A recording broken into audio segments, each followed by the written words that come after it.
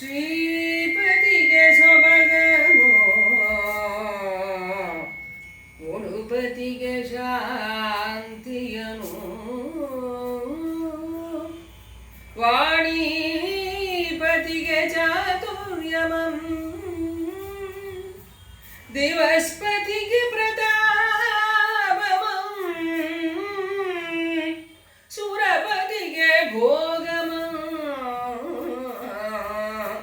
ರತಿಪತಿಗೆ ಮೋಲೋಕವಾವರಿಸುವ ರೂಪಂ ಸರಿತ್ಪತಿಗೆ ಗಂಭೀರತೆಯನ್ನು ಸ್ವಾಹಾಪತಿಗೆ ತೇಜಮಂ ಕೊಟ್ಟ ಗುರುಮೂರ್ತಿ ಪಂಪಾಪತಿ ವಿರೂಪಾಕ್ಷ ನಿರ್ಮಗೆ ಇಷ್ಟ ಸಿದ್ಧಿಯಮ್ಮಾಳ್ಕೆ ಸಂತೋಷದಿಂದ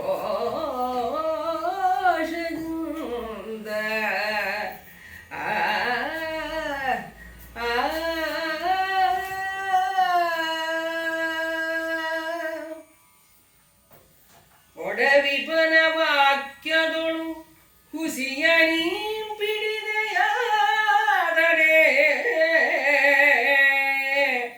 ನಾನು ಮುನಿತನವ ನುಡಿದು ನರಶಿರದೋಡ ಪಿಣಿದು ಮದ್ಯಪಿಯಾಗಿ ತೆಂಕ ಮುಖವರೆನು ಎಂದು ದೇವಸಭೆಯೊಳಗೆ ನಾನು ನುಡಿದು ಭಾಷೆಯನಿದ್ದೆ ನೀ ನನ್ನ ಭಾಷೆಯಂ ನಡೆಸಿ ರಕ್ಷಿಸಿದೆ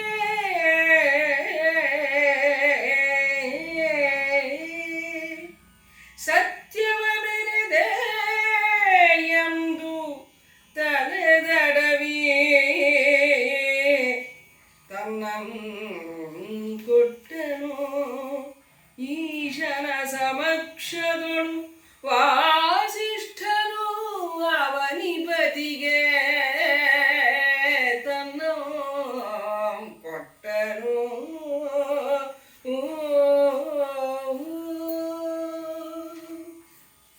ಗುರುಭ್ಯೋ ನಮಃ. ಹಿಂದಿನ ಪದ್ಯಗಳನ್ನು ನಾವು ನೋಡಿದ್ವು. ವಿಶ್ವಾಮಿತ್ರರು ತಾವು ಹರಿಶ್ಚಂದ್ರನಿಗೆ ಈ ರೀತಿ ಬೇಕಂತಾನೆ ಎಲ್ಲ ಕಷ್ಟ ಕೊಟ್ಟೆ, ನಿನಗೆ ನಿನ್ನ ಸತ್ಯಸಂಧತೆಯನ್ನು ಜಗತ್ತಿಗೆ ಜಾಹೀರು ಮಾಡಬೇಕು ಅಂತೆಲ್ಲ ಹೇಳಿ, ಮತ್ತು ಅದಕ್ಕಾಗಿ ವಿಷಾದಿಸ್ಕೋಬೇಡ ಅಂತ ಈಶ್ವರನು ಹೇಳಿ ಎಲ್ಲ ರೀತಿ ಅವನಿಗೆ ಸಮಾಧಾನ ಮಾಡ್ತಾರೆ ಹರಿಶ್ಚಂದ್ರನಿಗೆ. ಈಗ ಅವರ ಗುರುಗಳೇ ಆದ ವಸಿಷ್ಠರ ಸರದಿ. ವಸಿಷ್ಠರು ಹೇಳ್ತಾರೆ, ಒಡವಿಪನ ವಾಕ್ಯದಳು ಹುಸಿಯಂ ನೀ ಪಿಡಿಯಾದಡೆ ನಾನು ಮುನಿತನವನ್ನು ಉಳಿದು ನರಶಿರದೋಡ ಪಿಡಿದು ಮದ್ಯಪಿಯಾಗಿ ತೆಂಕ ಮುಖವಹನೆಂದು ಅಂತ ಹೇಳ್ತಾರೆ. ಅಂದರೆ ಅವರಿಬ್ಬರು ಇಂದಿನ ಸಭೆಯಲ್ಲಿ ಏನು ಮಾತಾಡ್ಕೊಂಡಿರ್ತಾರಲ್ಲ, ನಮ್ಮ ಹರಿಶ್ಚಂದ್ರ ಏನಾದ್ರೂ ಸುಳ್ಳು ಹೇಳಿದ್ದ ಪಕ್ಷದಲ್ಲಿ ನಾನು ಆವಾಗ ನನ್ನ ಈ ಮುನಿತನನ್ನ ಬಿಟ್ಟು ನಾನು ಶಿರದೋಡ ಪಿಡಿದು ಅಂದರೆ ನರಕಪಾಲ ಹಿಡಿದು ಮದ್ಯ ಸೇವಿಸ್ಕೊಂಡು ದಕ್ಷಿಣ ಮುಖದ ಕಡೆ ತಿರ್ಕೊಂಡು ಹೊರಡ್ತೀನಿ ಅಂತ ಹೇಳಿದ್ದೆ ದೇವಸಭೆಯಲ್ಲಿ ಅವತ್ತು ನಾನು. ಅಂದರೆ ಇವ್ರಿಗೆ ಅಷ್ಟು ವಿಶ್ವಾಸ ಇರುತ್ತೆ ಹರಿಶ್ಚಂದ್ರನ ಮೇಲೆ, ಅವನೆಂದು ಸುಳ್ಳು ಹೇಳಲ್ಲ ಅವನು ಅಂತ ಅಂದ್ಕೊಂಡು. ಅದಕ್ಕಾಗಿ ನಾನು ಆ ಥರ ಭಾಷೆ ಕೊಟ್ಟಿದ್ದೆ.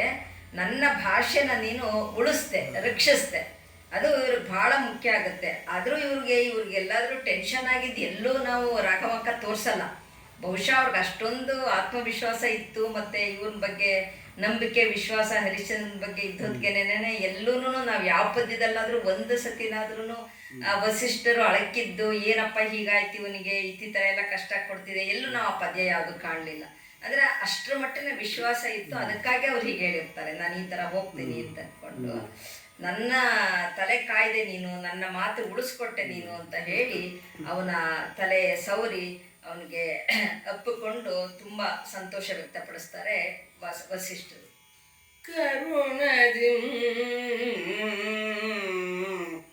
ಧರ್ಮಾರ್ಥ ಕಾಮ ಮೋಕ್ಷಂಗಳಂ ಸುರಿದು ನಿನ್ನಯ ಪುಣ್ಯ ಕಥೆ ಸರ್ವಲೋಕದೊಳಗಿರಲಿ ಎಂದು ಅಭವನಿಂ ಬೇಕಾದ ವರವನಿ ಬೇಡು ಭೂಪಲಾಯನರು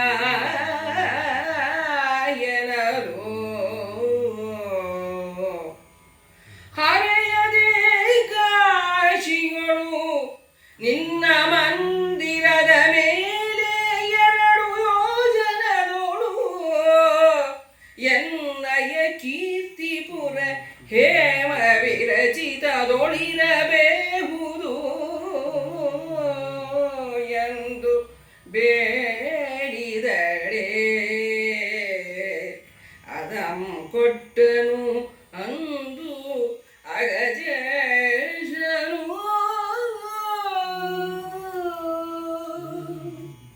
ಈಗ ಶಿವ ಮತ್ತೆ ಅವನಿಗೆ ವರಗಳನ್ನು ಕೊಡ್ತಾ ಹೋಗ್ತಾನೆ.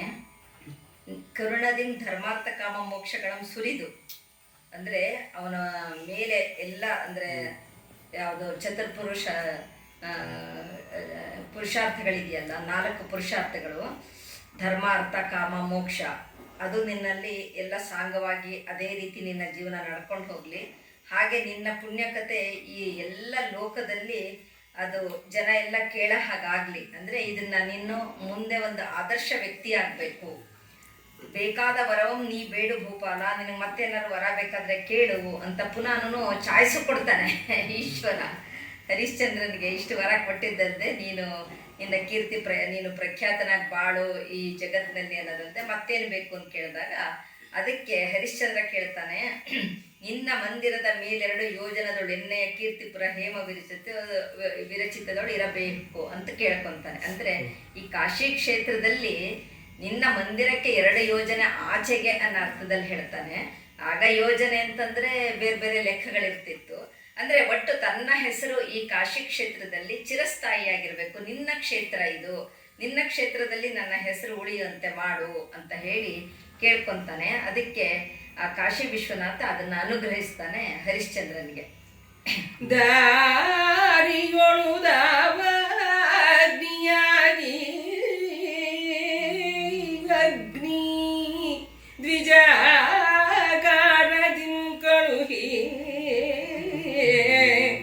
ನಿನ್ನರಸಿಯಂ ಮಾರುಗೊಂಡು ಆರಣ್ಯದೊಳು ಸರ್ಪನಾಗಿ ನಿನ್ನವರನಂ ಕೊಂದು ಓಪನ ಪುತ್ರನ ಚೋರ ರೂಪಿಂ ಕದ್ದು ಸತಿಯ ಮೇಲಿಟ್ಟು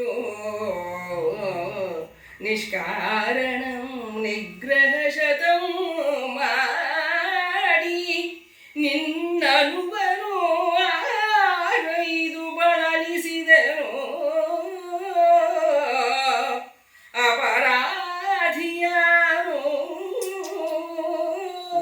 ಎಂದು ಕೌಶಿಕಂ ಕೈ ಮುಗಿದನು.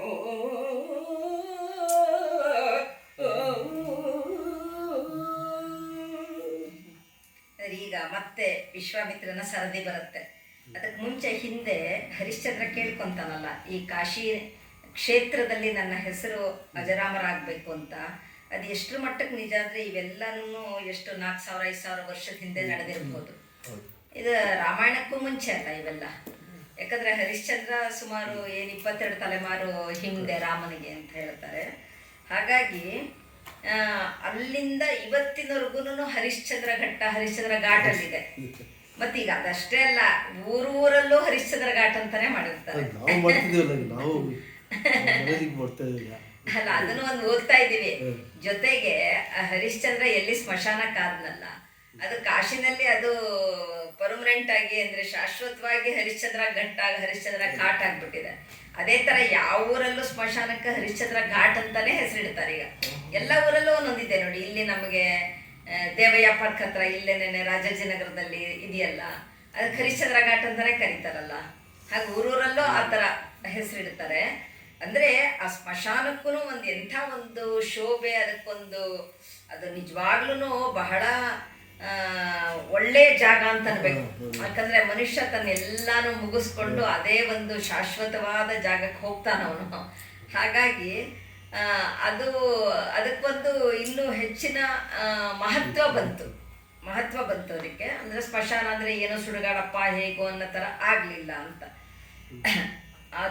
ಮತ್ತೆ ಇವನು ಹೇಳ್ತಾನೆ, ಯಾರು, ವಿಶ್ವಾಮಿತ್ರ ಈ ಪದ್ಯದಲ್ಲಿ, ನಿನ್ನನ್ನು ನಾನು ಪರಿಪರಿಯಾಗಿ ಕಾಡಿದೆ. ದಾರಿನಲ್ಲಿ ಆ ಕಾಡ್ಗಿಚ್ಚು ಬಂತಲ್ಲ, ಕಾಡಲ್ಲಿ ಚಂದ್ರಮತಿ ಹೋಗಿ ಆ ಕಾಡ್ಗಿಚ್ಚೊಳಗೆ ಹಾರ್ಕೊಂತಾಳಲ್ಲ, ಅದನ್ನೆಲ್ಲ ನಾನೇ ಮಾಡಿದ್ದು ಅಂತ ವಿಶ್ವನಾಥ. ಇದು ಪೂರ್ತಿ ಒಂದು ಪಶ್ಚಾತ್ತಾಪದ ಒಂದು ದೃಶ್ಯ ಅನ್ಬೋದು, ಕನ್ಫೆಷನ್ ಸೆಷನ್ ಅನ್ಬೋದು ಇದನ್ನ. ಅದ್ರಲ್ಲೆಲ್ಲ ತಾನು ಹೌದು ತಾನೇ ಮಾಡಿದ್ದು, ತಾನು ಹೀಗೆ ಮಾಡಿದೆ ಹಾಗೆ ಮಾಡಿದೆ ಅಂತ ಹೇಳ್ತಾ ಹೋಗ್ತಾನೆ. ಮತ್ತೆ ಇವನು ವೀರಬಾಹು, ಅವನನ್ನು ಕಳಿಸಿದ್ದು ನಾನೇನೆ ಯಮನ್ಗೆ ಹೇಳ್ಬಿಟ್ಟು. ಆಮೇಲೆ ಇವನು ಇರ್ತಾನಲ್ಲ, ಚಂದ್ರಮತಿಯನ್ನ ಕೊಂಡ್ಕೊಳ್ತಾನಲ್ಲ ಒಬ್ಬ ದ್ವಿಜ, ಅವನನ್ನು ನಾನೇ ಕಳಿಸಿದ್ದು. ಅಗ್ನಿನ, ನಿನ್ನ ಅರಸಿನ ಮಾರ್ಕೊಳ್ಳೋದಕ್ಕೆ ಅವನ ಹತ್ರ ಕಳಿಸಿದೆ. ಮತ್ತೆ ಆ ಕಾಡಲ್ಲಿ ಸರ್ಪ ಆಗಿ ಬಂದು ಮಗುನ ಕಚ್ಚಿದ್ದು ಅದು ನಂದೇ, ಎಲ್ಲಾನು ನನ್ನ ಸೃಷ್ಟಿನೇ, ನಾನೇ ಮಾಡಿರೋದು ಅಂತ ಹೇಳಿ. ಮತ್ತೆ ಆ ರಾಜ್ಕುಮಾರನ್ನ ಚೋರ ರೂಪಿಂ ಕದ್ದು ಸತಿಯ ಮೇಲಿಟ್ಟು ಆ ಚೋರರನ್ನ ಸೃಷ್ಟಿ ಮಾಡಿದ್ದು ನಾನೇನೆ. ಮತ್ತೆ ಆ ಒಂದು ತಪ್ಪನ್ನ, ಅಪರಾಧನ ನಿನ್ನ ಹೆಂಡತಿ ಮೇಲೆ ಹೊರಿಸಿದವನು ನಾನೇ. ಇವೆಲ್ಲ ನಿನ್ನನ್ನು ಪರೀಕ್ಷೆ ಮಾಡೋದಕ್ಕಾಗಿ ಮಾಡಿದೆ. ಆದರೆ ನೀನು ಪುಟದಲ್ಲಿಟ್ಟ ಚಿನ್ನದಂತೆ ಎಲ್ಲಾನು ಗೆದ್ದುಕೊಂಡು ಹೊರಗಡೆ ಬಂದೆ. ನಿನ್ನನ್ನು ಇಷ್ಟೊಂದು ನಾನು ಬಳಲಿಸಿದೆ, ನಾನೇ ಅಪರಾಧಿ ಅಂತ ಹೇಳಿ ಈಗ ವಿಶ್ವಾಮಿತ್ರರೇನೆ ಹರಿಶ್ಚಂದ್ರನ್ಗೆ ಕೈ ಮುಗಿತಾರೆ. ನಂದೇ ತಪ್ಪಾಯ್ತಪ್ಪ, ನಂದೇ ಮಾಡಿದ್ದಿದೆಲ್ಲ ಕೆಲಸ ಅಂತ. ನಡೆಯಲರಿಯದೆ ಪರುಷದವನಿಪನ ಕೈಯಲಿ ಓಡೆ ಹಡೆದ ಲೋಹದ ಬಂಟನಂತಾದನು. ಎರಡನೆಯ ಮುಡನೆನಿಪ ನೀ ಮುನಿದೆಯಾಗಿ ರವಿಕುಲ ಶುದ್ಧವಾಯಿದು. ಎರಡನೆಯ ಮೃಡನು ಎನಿಪ ನೀ ಮುನಿದೆಯಾಗಿ ರವಿಕುಲ ಶುದ್ಧವಾಯಿತು. ಜಗದೊಳಗೆ ಕೀರ್ತಿ ಗುಡಿವರಿದುದು.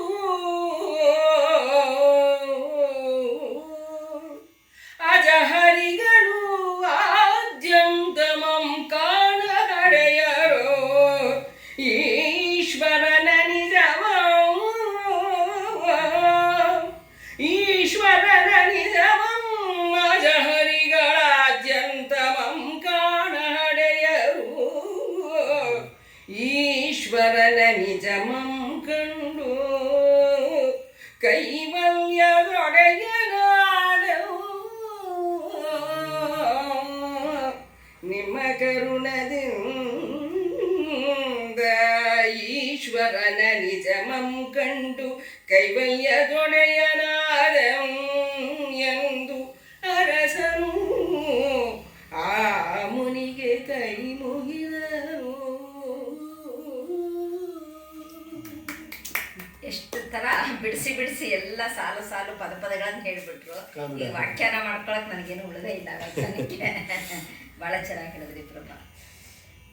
ನಡೆಯಲ್ ಅರಿಯದೆ ಪರುಷ ಅವನಿಪನ ಕೈಯಲ್ಲೊಡೆ ಹಡೆದ ಲೋಹದ ಬಂಟನಂತಾದೆ. ಅಂದರೆ ನನಗೆ ನಡವಳಿಕೆ ಸರಿಯಾಗಿ ತಿಳಿತಿರ್ಲಿಲ್ಲ. ನಾನು ಒಬ್ಬ ಮೂಢ, ನನಗೆ ಹೇಗೆ ನಡ್ಕೋಬೇಕು ಅಂತ ಏನು ಅಂತ ಗೊತ್ತಾಗ್ಲಿಲ್ಲ. ಆದರೆ ನಿನ್ನಂಥ ಪರುಷಮಣಿ ಜೊತೆ ಸೇರ್ಕೊಂಡಲ್ಲ ನಾನು. ಹಾಗಾಗಿ ಈಗ ಪರುಷಮಣಿ ಜೊತೆ ಕಬ್ಬಣ ಸೇರಿದ್ರೆ ಏನಾಗುತ್ತೆ, ಅದು ಚಿನ್ನ ಆಗುತ್ತಲ್ಲ. ಹಾಗೆ ನಿನ್ನಂಥವರ ಸಹವಾಸದಿಂದಾಗಿ ಹೀಗೆ ನಾನು ಪರುಷಮಣಿ ಅಂತಾದೆ, ಪರುಷ ಆದೆ. ಮೃಡನೆನಿಪ ನೀ ಮುನಿಯದೆ, ನೀನು ಎರಡನೇ ಈಶ್ವರ ಅಂತ ಕರೆಸ್ಕೊಳ್ಳೋನು ವಿಶ್ವಾಮಿತ್ರ. ನೀನು ನನ್ನ ಮೇಲೆ ಮುನಿದೇ ಇದ್ರೆ ಇಷ್ಟೆಲ್ಲ ಆಗ್ತಾ ಇರಲಿಲ್ಲ. ನೀನು ನನ್ನ ಮೇಲೆ ಕೋಪಿಸ್ಕೊಂಡು ಹೊತ್ತಿಗೆ ರವಿಕುಲ ಶುದ್ಧವಾಯಿತು.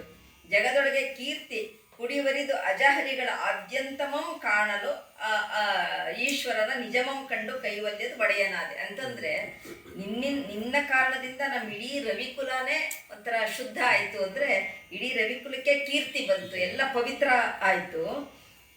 ಜಗದೊಳಗೆ ಕೀರ್ತಿ, ನಮ್ಮ ಇಡೀ ಒಂದು ಕುಲದ ಕೀರ್ತಿ ಹರಡಿತು. ಇಷ್ಟಲ್ದೇನೆ ಬ್ರಹ್ಮ ವಿಷ್ಣು ಮಹೇಶ್ವರರು ನಿಮ್ಮನ್ನೆಲ್ಲರನ್ನೂ ಕಾಣೋ ಅವಕಾಶ ಆಯಿತು. ಮತ್ತೆ ನಿಜಮಂ ಕಂಡು ಕೈವಲ್ಯದೊಡೆ ಅಂದರೆ ನನಗೆ ಸ್ವರ್ಗನೇ ಸಿಕ್ತಲ್ಲ, ಇನ್ನು ಕೈವಲ್ಯನೇ ಸಿಕ್ತು. ಅದೆಲ್ಲ ಆಗಿದ್ದು ಮುನಿಗಳೇ ನಿಮ್ಮ ಕರುಣಾರಸದಿಂದ, ನನಗೆ ನಿಮ್ಮ ಕರುಣೆಯಿಂದ ನನಗೆ ಹೀಗಾಯಿತು ಅಂತ ಹೇಳಿ ಹರಿಶ್ಚಂದ್ರ ವಿಶ್ವಾಮಿತ್ರರಿಗೆ ಕೈ ಮುಗಿತಾನೆ. ಎರಡರ ಮನೋಮಲಿನ ಹೋಯಿತು, ಕರಿಗೊಂಡು ಹುರುಡು ಮುರುಡಿತು, ಮುನಿಸುವನು ಗೆಟ್ಟುದು, ಉಗ್ರ ಮತ್ಸರ ಬಚ್ಚೆಯಾಯಿತು, ಇನ್ನು ಮರಳಿ ರಾಜ್ಯಕ್ಕೆ ಪಟ್ಟವನು ಕಟ್ಟುವೋಡೆ, ನಾವು ಪುರಕ್ಕೆ ಒಯ್ಯಲೇಕೆ, ಸಪ್ತದ್ವೀಪ ಮಂಸಲಹುವಾರ ಸುತಾನೆಂಬಗಳು, ಇದ್ದುದೇ ಪುರವು ಎಂದು ಹರಸಿ ಪಟ್ಟವನು ಕಟ್ಟಿದನು, ಪಂಪಾವಿರೂಪಾಕ್ಷರು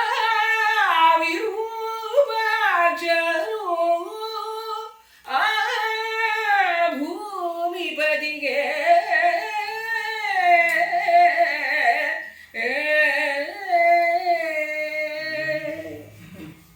ಎಷ್ಟು ಚೆನ್ನಾಗಿ ಪದ್ಯದಲ್ಲಿ ಹೇಳ್ತಾನೆ. ಎರಡರ ಮನೋಮಲಿನ ಹೋಯಿತ್ತು, ಕರಿಗೊಂಡು ಹುರುಡು ಮುರುಟಿತ್ತು. ಅಂದರೆ ಈ ವಿಶ್ವಾಮಿತ್ರನಿಗೆ ಮೂಲತಃ ಎರಡು ಬಹಳ ಕೆಟ್ಟ ಸ್ವಭಾವ ಇರುತ್ತೆ. ಒಂದು ವಸಿಷ್ಠರ ಮೇಲಿನ ಹೊಟ್ಟೆ ಕಿಚ್ಚು, ಯಾವಾಗಲೂ ಅವ್ರ ಮೇಲೆ ಒಂದು ಕಾಂಪಿಟೇಷನ್ ಮಾಡ್ತಾ ಹೋಗೋದು, ಆ ಕೆಟ್ಟ ಸ್ಪರ್ಧೆ ಮಾಡೋದು.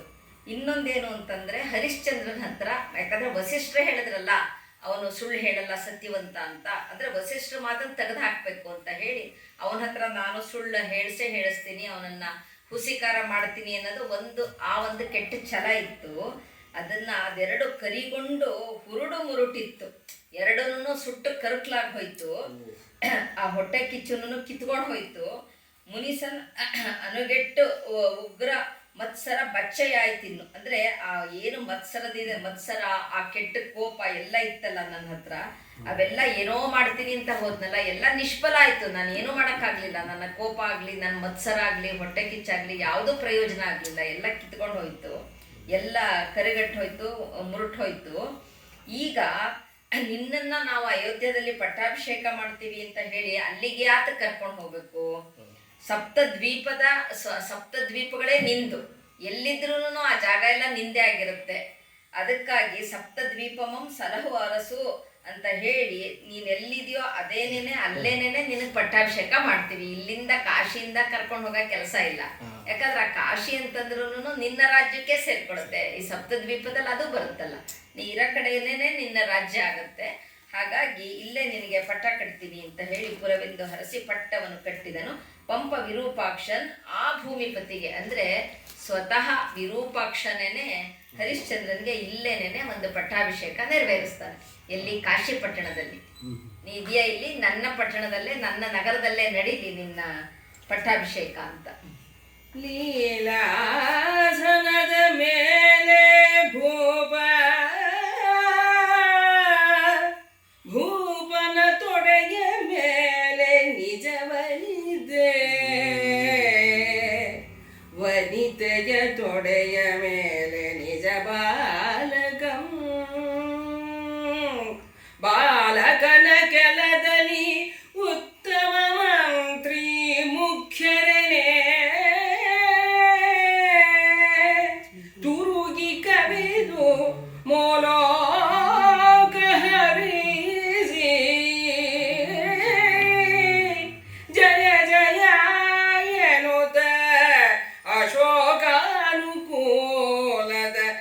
ಆಶೀರ್ವಾದ ಮಾಡಿ, ನವ ಪುಷ್ಪಮಾಲೆಗಳನ್ನು ಇಕ್ಕಿ ಮಂತ್ರಾಕ್ಷತೆಗಳನ್ನು ತಳೆದರು. ಅಖಿಲ ಮನುಗಳು ಮುನಿಗಳು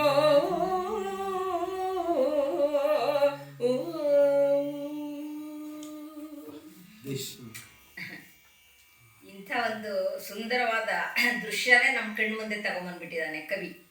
ಲೀಲಾಸನದ ಮೇಲೆ ಭೂಪ ಅಂದರೆ ಆ ಒಂದು ಸಿಂಹಾಸನದ ಮೇಲೆ ರಾಜ ಕೂತ್ಕೊಂತಾನೆ, ಅವನ ತೊಡೆಯ ಮೇಲೆ ಚಂದ್ರಮತಿ, ಅವಳ ತೊಡೆಯ ಮೇಲೆ ಮಗು ಲೋಹಿತಾಶ್ವ, ಅವಳ ಪಕ್ಕಕ್ಕೆ ಮಂತ್ರಿ ಮತ್ತು ಮುಖ್ಯರೇನೆ ಬೇರೆ ಬೇರೆ ಯಾರ್ಯಾರು ಇರ್ತಾರಲ್ಲ ಮುಖ್ಯಸ್ಥರು, ಅವರೆಲ್ಲರೂ ಕೂತ್ಕೊಂತಾರೆ ಪಟ್ಟಾಭಿಷೇಕಕ್ಕೆ. ಮೂಲೋಕ ಹರಿಸಿ ಎಲ್ಲರೂ ಅಂದರೆ ಈ ಮನುಗಳು ಮುನಿಗಳು ಮತ್ತು ಯಾರ್ಯಾರಲ್ಲಿ ಇರ್ತಾರಲ್ಲ ಅವರೆಲ್ಲರೂ ನವಪುಷ್ಪ ಮಾಲೆಗಳನ್ನು ಹಾಕಿ ಅವರಿಗೆ ಮಂತ್ರಾಕ್ಷತೆಗಳ ಹಾಕಿ ಅಖಿಲ ಮನುಗಳು ಮುನಿಗಳು ಎಲ್ಲರೂ ಆಶೀರ್ವಾದನ ಮಾಡ್ತಾರೆ. ಅಷ್ಟು ಜನ ಆಶೀರ್ವಾದ ಮಾಡ್ತಾರೆ. ಅಂದರೆ ಈ ಒಂದು ದೃಶ್ಯ ನಮಗೆ ನೋಡೋದಕ್ಕಾಗಿ ಈಗ ಇಷ್ಟೊತ್ತು ಹರಿಶ್ಚಂದ್ರನ ಕಷ್ಟ ಕೋಟ್ಲೆ ಎಲ್ಲನೂ ನೋಡಿದ್ಮೇಲೆ ಅಂತಿಮವಾಗಿ ಒಂದು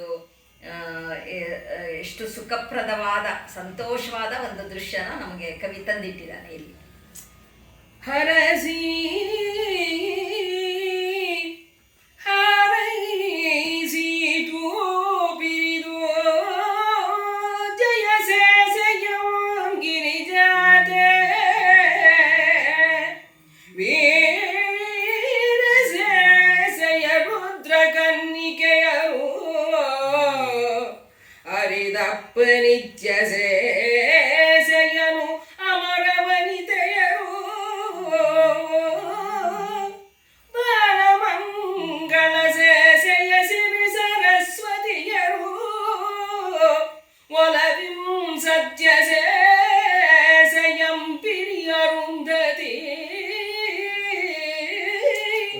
ರಾಜ್ಯ ಸೇಸೆಯ ದಿಗಂಗನೆಯರು ಇರದೆ ಸಂತೋಷ ಸೇಸೆಯ ನಿಖಿಲ ಸತಿಯರಿಕ್ಕಿದರು ಒಂದು ಭೂಮಿ ಬದಿಗೆ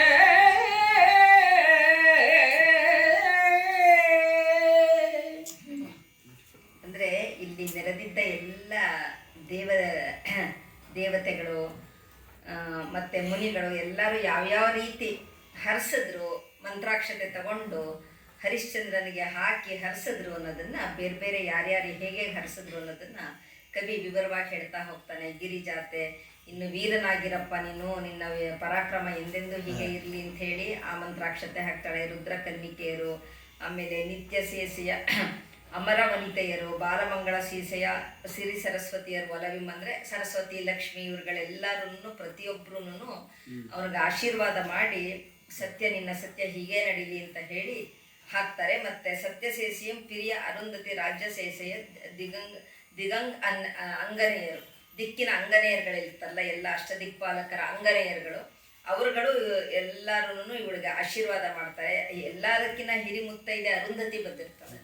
ಅರುಂಧತಿ ಸತ್ಯಸೇಸೆಯಂ ಪಿರಿಯ ಅರುಂಧತಿ ರಾಜ್ಯ ಸೇಸೆಯ ಅಂದರೆ ನಿನ್ನ ರಾಜ್ಯ ಚೆನ್ನಾಗಿರ್ಲಿ ಅಂತ ಹೇಳಿ ಅದನ್ನು ಆಶೀರ್ವಾದ ಮಾಡಿ ಯಾರು ಅರುಂಧತಿ ಹರಿಸ್ತಾಳೆ.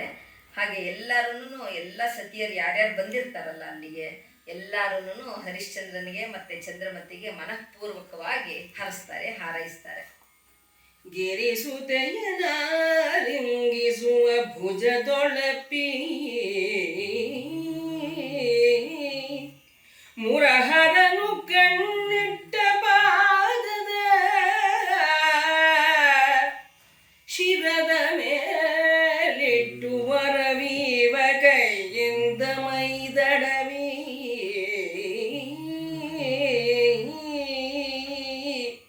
ವರವೀವ ಕೈಯಿಂದ ಶಿರದ ಮೇಲಿಟ್ಟು ಮೈದಡವಿ ಸಕಲ ವೇದಂಗಳಂ ಪಡೆದ ಬಾಯು ಹರಸೆ ಮೂಜಗದ ಪುಣ್ಯಂ ಬಳಸಿ ರಕ್ಷಿಯಂ ಕರುಣದ ನೋಡಿ ನಾನಾ ಗಣೇಶ್ವರರು ಮತ್ಸರಿಸುವ ಬಸಾಯ ತಂಗೊಟ್ಟು ಭೂಭುಜನನು ಉಪಚರಿಸಿದಂ ಪುರಮಥನೋ.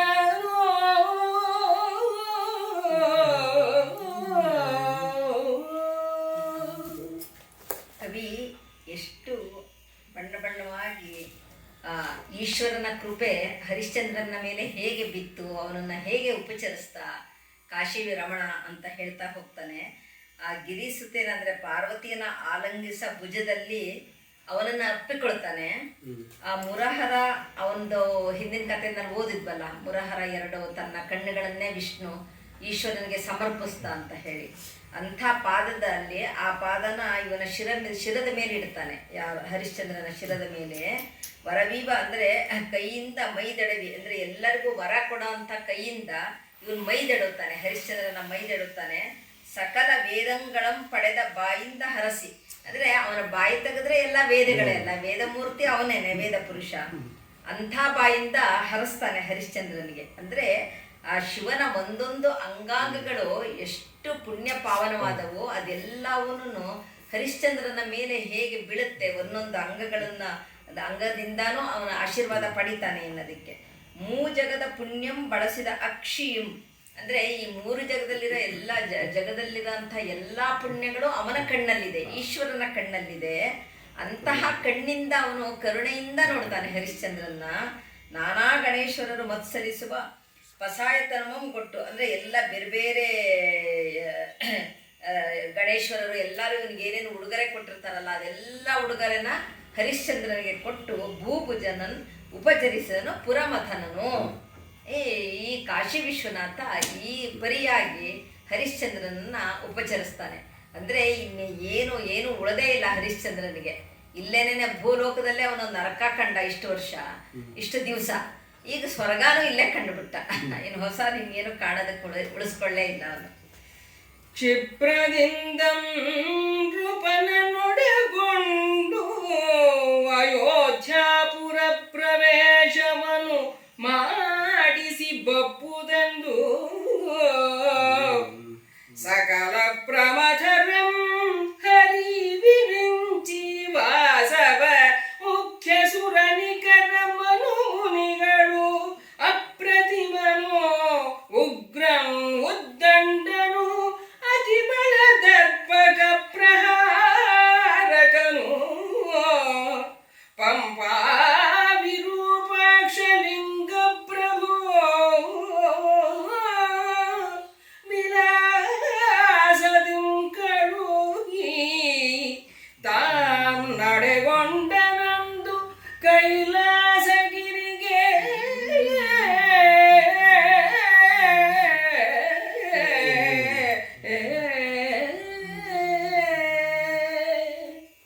ಈಶ್ವರ ತನ್ನ ಕೆಲಸ ಮುಗಿತಪ್ಪ, ಈಗ ನೀವು ಇವನನ್ನು ಅಯೋಧ್ಯಾಪುರಕ್ಕೆ ಕರ್ಕೊಂಡು ಹೋಗ್ಬಿಟ್ಟು ಅಲ್ಲಿ ಅವನ ಸ್ವಸ್ಥಾನಕ್ಕೆ ಅವನನ್ನು ಬಿಟ್ಟು ಬನ್ನಿ ಅಂತ ಹೇಳಿ ಈ ಬ್ರಹ್ಮ ವಿಷ್ಣು ಇವರುಗಳಿಗೆಲ್ಲ ಮತ್ತೆ ಬೇರೆ ಬೇರೆ ಸುರನಿಕರ ಎಲ್ಲ ದೇವತೆಗಳ ಸಮೂಹ ಇರುತ್ತಲ್ಲ ಅವರಿಗೆ, ಮುನಿಗಳಿಗೆ ಎಲ್ಲರಿಗೂ ಹೇಳಿ ಅಪ್ರತಿಮನ್ ಉಗ್ರನ್ ಅತ್ಯುಗ್ರನ್ ಉದ್ದಂಡನ್ ಬಡದರ್ಪ ಪ್ರಹರಕನು, ಅಂದರೆ ವಿಶ್ವನಾಥನ ಯಾವ್ಯಾವ ರೀತಿ ಹೇಳ್ತಾನೆ ಅಂದರೆ ಅವನು ಅಪ್ರತಿಮ, ಎಂಥ ಉದ್ದಂಡ ಅಂದರೆ ಎಷ್ಟು ಎತ್ತರವಾದ ಕಾಯ, ಪ್ರಚಂಡ ಪ್ರಬಲ, ಅವನು ಅಷ್ಟು ಪ್ರಬಲನಾದವನು, ಮತ್ತು ಪರಾಕ್ರಮಿ ಅಂತೆಲ್ಲ ವಿಧವಾಗಿ ಆ ಪಂಪಾ ವಿರೂಪಾಕ್ಷನ್ನ ರಾಘವಾಂಕ ಹೇಳ್ತಾನೆ. ಅವನು ವಿಲಾಸದಿಂ ಕಳಿಸಿ ತಾಂ ನಡೆಗೊಂಡನಂದು ಕೈಲಾಸಗಿರಿಗೆ. ಇವ್ರನ್ನೆಲ್ಲ ಮುಂದಿಟ್ಟು ನೀವೆಲ್ಲ ಅಯೋಧ್ಯಾಪುರಕ್ಕೆ ಕರ್ಕೊಂಡು ಹೋಗ್ರಪ್ಪ ಹರಿಶ್ಚಂದ್ರನ ಅಂತ ಹೇಳಿ ತಾನು ಅಂತರ್ಧಾನ ಆದ, ತಾನು ಕೈಲಾಸಗಿರಿಗೆ ಹೊರಟ. ಇಳೆಯವಳೆಯ ಮುಳುಗೆ ತುಳಿದ ದಳಭಾರದಿಂದೊಳು ಗಗನದ ಗಗನಮಂಬಗಿವ ನಾನಾ ತಲೆಯ ಬಳಗದಿಂದೊಳಗೆ ದೆಸೆ ದೆಸೆಯ ವೀಥಿಯ ಮುಸುಕಿ ತಳತಳಿಪ ಶಸ್ತ್ರ ಜಯದಿ ಜಳಧಿ ಜಳ ತುಳುಕೆ ಮೊಳಗುವ ಭೇರಿ ನಿಸ್ಸಾಳ ಕುಳದಿಂ ವಿಲಾಸವಡೆದು ಐತರು ತಿಪ್ಪ ಭೂತಳಪತಿಯನು ಎದುರುಗೊಂಬ ಪುರಜನದ ಪರಿಜನದ ಸಂಭ್ರಮವನು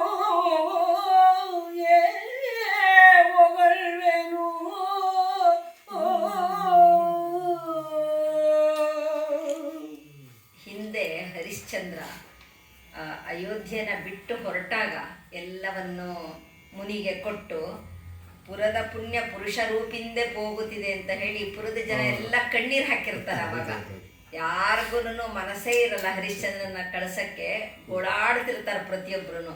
ಇವತ್ತು ಅದೇ ಊರಿನ ಜನಸ್ಥಿತಿ ಹೇಗಿದೆ, ಅವರ ಮಾನಸಿಕ ಸ್ಥಿತಿ, ಅವರ ಸಂತೋಷ ಸಂಭ್ರಮ ಅನ್ನೋದನ್ನ ಕವಿಯಲ್ಲಿ ಹೇಳ್ತಾನೆ.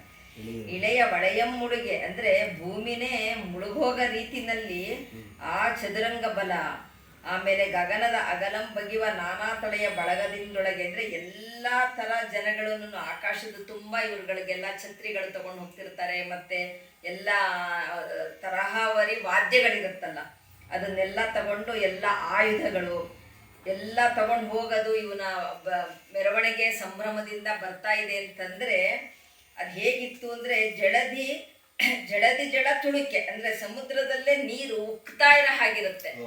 ಅಂದ್ರೆ ಆ ಇವನು ಬರ್ತಾ ಇರೋ ಒಂದು ಆ ಶೋಭೆ ಹೇಗಿರುತ್ತೆ, ರಾಜ ತನ್ನ ಪೂರ್ತಿ ಪರಿವಾರದ ಜೊತೆ ಇನ್ನೂ ಹೆಚ್ಚಿನದಾಗಿ ಬರ್ತಾ ಇರ್ತಾನೆ ಅಂತ ಅನ್ನೋದನ್ನ ಇಲ್ಲಿ ಕವಿ ಹೇಳ್ತಾನೆ. ಆ ಸಮುದ್ರದ ನೀರು ಉಕ್ಕ ರೀತಿನಲ್ಲಿ ಈ ಒಂದು ಎಲ್ಲ ಚದುರಂಗ ಬಲದ ಮಧ್ಯ ಇಂಥ ಒಂದು ಸಂಭ್ರಮ ಮಧ್ಯ ವಾದ್ಯಗಳ ಮಧ್ಯ ಬರ್ತಾ ಇದ್ದಾನೆ.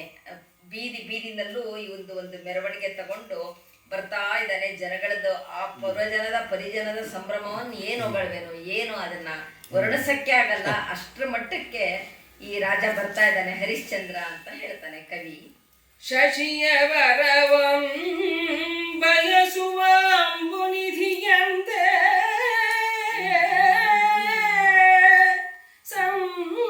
ಸಂತಸದಿಂದ ಕಳಸ ಕನ್ನಡಿ ಬಿಡಿದ ಸತಿಯ ವಿದ್ಯಸೆಗಳಲ್ಲಿ ಕೈಗೈದು ಕೈಕೊಂಡು ಕವಿವರಾನ ಗಜಪದಾತಿಗಳಲ್ಲಿ ಮಸಗಿ ಮಂಡಳಿಸಿ ತುರುಗಿದ ರಥದ ಕೂಡೆ ಮಾಮಸಕದಿಂ ಕುಣಿವ ಕುದುರೆಗಳ ಬಳಗದಿ ಭೂಮಿ ಬೆಸಲಾದುದೋ ಎಂಬಂತೆ ಪರಿಜನದ ತಿಂತಿಣಿಯೊಳು ಎದುರ್ಕೊಂಡರು ಅವನಿಪನರು.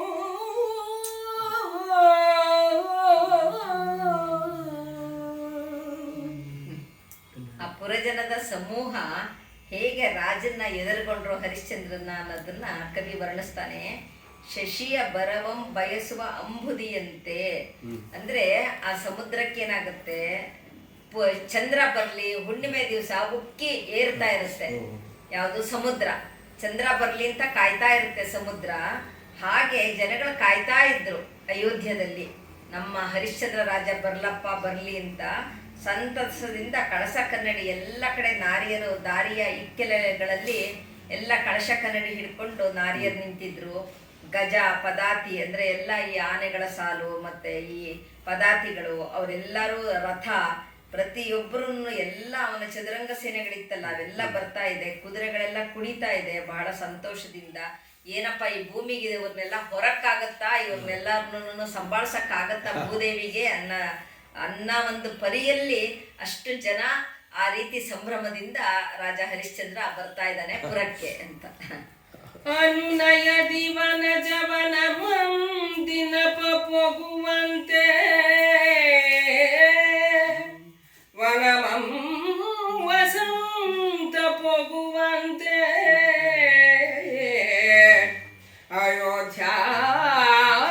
ಅಯೋಧ್ಯಾಪುರವನು ಇನಕುಲ ಹರಿಶ್ಚಂದ್ರ ಭೂವರಂ ಪೊಗಲು ಜಯ ಎಂಬ ಪಾಡುವ ಪರಸುವ ಜನಕ್ಕೆ ಅಭಯವೀಯುತ ಪರಿಪರಿಯ ತೋರಣದ ಘನದ ಬಿನ್ನಣಗೆ ತಲೆದೂಗುತ್ತ ಬಿಡದೆ ಮನೆ ಮನೆಯ ಗುಡಿಗಳ ನೋಡಿ ನಗುತ್ತ ನಲಿಯುತ್ತ ತನ್ನ ಅರಮನೆಗೆ ನಡೆದಂದನು.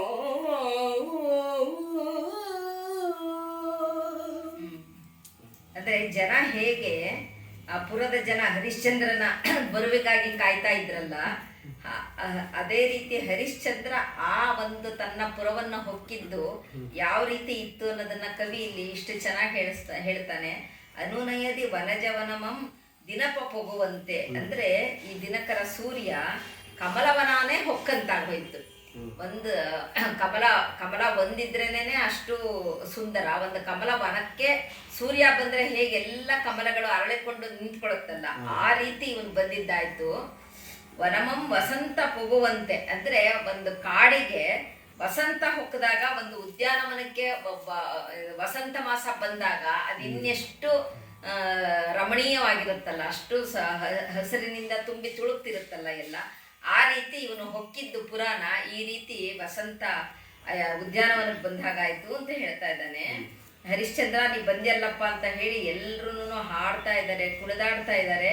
ಅವರಿಗೆ ಹರಿಶ್ಚಂದ್ರ ಅಭಯ ಕೊಡ್ತಾ ಇದ್ದಾನೆ. ಇನ್ನು ನಾನು ಬಂದನಪ್ಪ, ನೀವೆಲ್ಲ ಸುರಕ್ಷಿತರಾಗಿರ್ತೀರಾ, ನಾನು ನಿಮ್ಮನ್ನ ಸುರಕ್ಷತೆಯಿಂದ ಕ್ಷೇಮದಿಂದ ನಾನು ನಿಮ್ಮನ್ನ ನೋಡ್ಕೊತೀನಿ ಅಂತ ಹೇಳ್ತಾ ಇದ್ದಾನೆ. ಆ ಊರಲ್ಲಿ ಎಷ್ಟು ಬಗೆಯಲ್ಲಿ ತೋರಣ ಕಟ್ಟಿ ಬೇರೆ ಬೇರೆ ರೀತಿ ಅಲಂಕಾರ ಮಾಡಿದ್ರಲ್ಲ ಇವನ ಬರುವಿಗಾಗಿ, ಅದನ್ನೆಲ್ಲ ನೋಡಿ ಸಂತೋಷ ಪಡ್ತಾ ಇದ್ದಾನೆ, ತಲೆದೂಗ್ತಾ ಇದ್ದಾನೆ. ಮತ್ತೆ ಮನೆಯಲ್ಲೂ ಬಾಗಿಲಲ್ಲಿ ಯಾರು ನಿಂತಿರ್ತಾರಲ್ಲ, ದೇವಸ್ಥಾನದ ಬಾಗಿಲಿರ್ಬೋದು, ಮನೆಗಳಲ್ಲಿರ್ಬೋದು, ಅವರನ್ನ ನೋಡಿ ಒಂಥರ ಸಂತೋಷದಿಂದ ಅವರಿಗೆಲ್ಲ ಅಭಯ ಕೊಡ್ತಾ ಇಷ್ಟು ಚೆನ್ನಾಗಿ ಮಾಡಿರೋದನ್ನ ತಲೆದೂಗ್ತಾ ಒಬ್ಬೊಬ್ಬರನ್ನು ನೋಡಿ ಸಂತೋಷದಿಂದ ಅರಮನೆ ಕಡೆಗೆ ಬರ್ತಾನೆ ರಾಜ ಹರಿಶ್ಚಂದ್ರ. ಇದು ಒಂದು ರೀತಿ ನನಗೆ ಯಾವ ತರ ಅನ್ನಿಸ್ತು ಅಂದ್ರೆ, ಇಲ್ಲಿ ಮೋದಿಯವರು ವಿಸಿಟ್ ಕೊಟ್ಟಿದ್ರು ಆವಾಗ ನಾವೆಲ್ಲರೂ ಹಾಗೇನೆ ಮನೆ ಬಾಗಿಲಲ್ಲೆಲ್ಲ ರಂಗೋಲಿ ಹಾಕಿ ತೋರಣಗಳು ಕಟ್ಟಿ ಅವರ ಒಂದು ಬರುವಿಕೆನ ಎಷ್ಟು ಸಂಭ್ರಮಿಸಿದ್ವು ಅಂದ್ರೆ ನನಗೆ ಒಂದು ರೀತಿಯಿಂದ ಅದು ಜ್ಞಾಪಕ ಬರುತ್ತೆ. ಮಡದಿಯರ ಮಂಗಳಾರತಿಗೆ ಭೂಸುರರೊಲಿದು ಕೊಡುವ ಮಂತ್ರಾಕ್ಷತೆಗೆ ಕವಿಗಳ ಆಶೀರ್ವಾದದಡಕಕ್ಕೆ ಪುಣ್ಯ ಪಾಠಕರ ಕೈವಾರಕ್ಕೆ ಗಾಯಕರ ಗೀತದದಿಗೆ ಕಡೆಗೆ ಲೆಂಕರು ನಿವಾಳಿಸುವ ರಚನಾವಳಿಗೆ ಅಡಿಗಡಿಗೆ ನಲಿಗೊಡುವ ಶುಭವಾದ್ಯ ಜನದ ಮುಂಗುಡಿಯ ಹರಕೆಗೆ ಮನಂಗೊಡುತ್ತ ಭೂಪಾಲಕಂ ಅರಮನೆಯೂ ಒಳಪೊಕ್ಕನು.